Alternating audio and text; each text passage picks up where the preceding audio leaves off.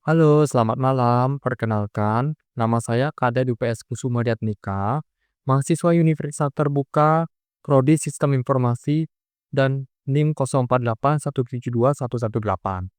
Nah, di sini saya akan membuat tugas 2 algoritma dan pemrograman, yaitu melanjutkan proyek dari tugas 1, yang dimana kita telah membuat flowchart dan pseudokode dari penghitungan gaji karyawan dan penghasilan lemburnya.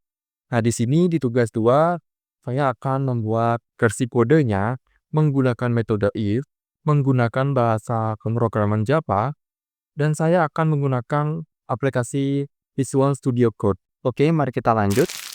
Nah, di sini saya akan langsung saja mulai. Pertama, saya akan melakukan import library. Library yang di sini saya gunakan adalah scanner. Tujuannya adalah untuk membaca dan menginput data yang akan diinput oleh user. Di sini kita lanjut saja.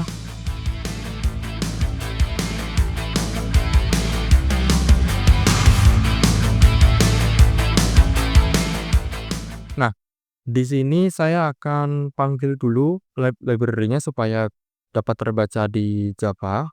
Setelah itu, kita akan melakukan penginputan variabel.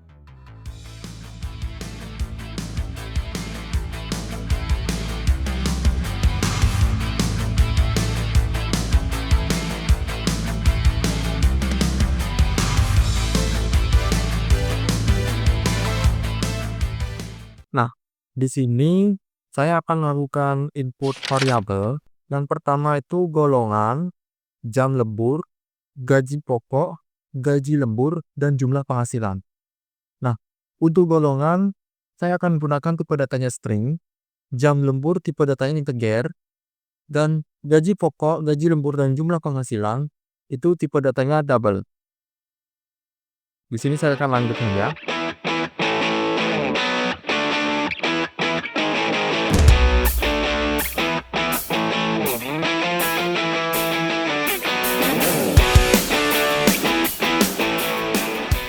Nah, di sini kita lanjut, kita akan membuat sebuah menu.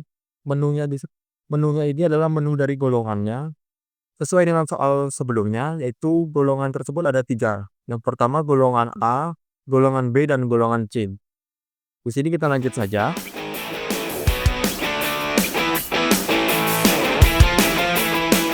Nah, untuk variabel golongan, saya akan gunakan metode switch untuk melakukan perulangan. Ketika user memasukkan input data berupa golongan A, maka akan menampilkan gaji pokok berjumlah 5 juta. Sedangkan jika user memasukkan golongan B, maka gaji pokok tersebut adalah 6.500.000. Dan terakhir, jika user memasukkan golongan C, maka gaji pokoknya adalah 9.500.000. Terakhir, saya akan melakukan sebuah validasi. Jika user tersebut menginput di luar dari jenis golongan tersebut, maka golongan tidak valid. sekarang kita lanjut saja.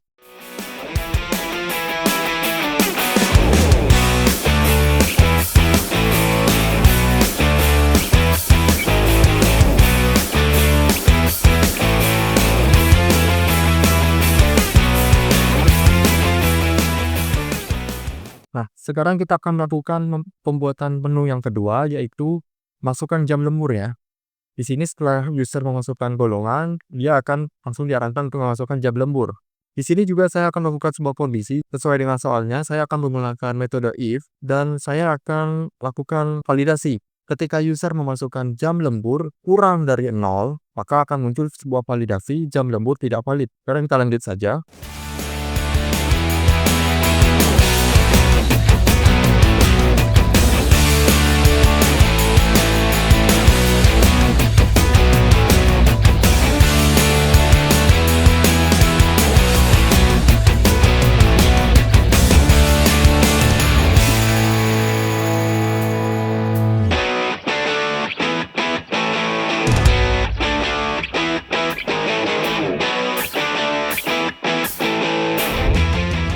Nah, di sini saya akan melakukan penjelasan sedikit.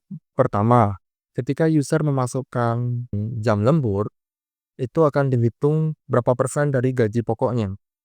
Semisal, golongan A, dia lembur 1 jam, maka gaji lemburnya 30% dari gaji pokok. Lalu ketika karyawan tersebut lembur 2 jam, maka mendapatkan 35% dari gaji pokok. Lembur 3 jam, 34% dari gaji pokok.